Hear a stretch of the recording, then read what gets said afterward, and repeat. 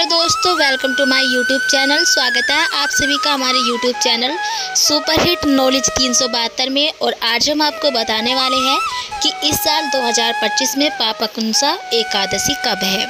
जी हाँ दोस्तों, आज हम आपको पापाकुंसा एकादशी की बिल्कुल सही तिथि बताएंगे और पापाकुंसा एकादशी व्रत में क्या करना चाहिए ये भी हम आपको बताने वाले हैं। और ये भी बताएंगे कि आपको इस व्रत का पारण कब और किस समय करना है।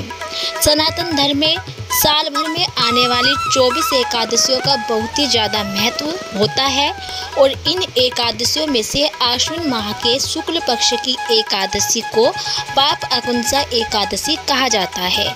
और मान्यताओं के अनुसार इस दिन भगवान विष्णु की आराधना करने से साधक को सभी पापों से मुक्ति मिल जाती है और जीवन में सुख शांति तथा समृद्धि बनी रहती है। और यह एकादशी विशेष रूप से पापों के नाश और मोक्ष प्राप्ति के लिए मानी जाती है। तो आइए जानते हैं कि इस एकादशी का व्रत साल 2025 में कब रखा जाएगा। सबसे पहले जान लेते हैं कि एकादशी तिथि का आरंभ कब होगा और उसका समापन कब होगा।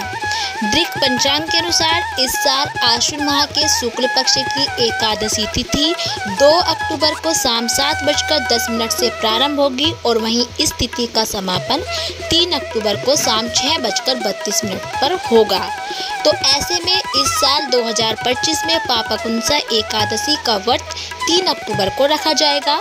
और वहीं अब जान लेते हैं कि आपको व्रत का पारण कब और किस समय करना है।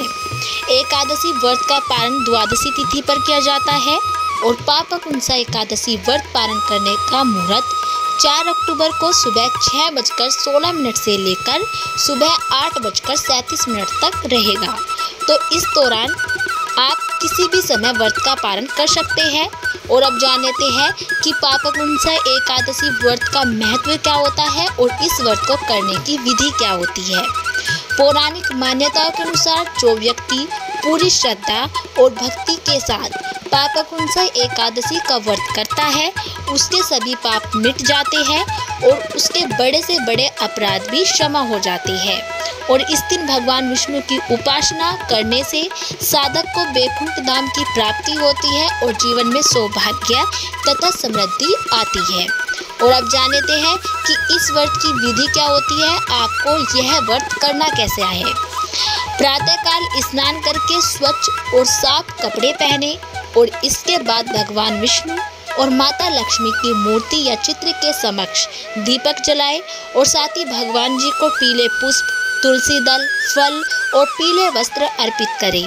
भगवान विष्णु के समक्ष व्रत का संकल्प ले और इसके बाद विष्णु सहस्त्र नाम, विष्णु चालीसा या गीता पाठ का श्रवण पाठ करें और दिन भर सात्विकता का पालन जरूर करें और उपवास रखें और शाम के समय पुनः आरती करें और भजन कीर्तन करें और फिर द्वादशी तिथि में व्रत का पारण करें।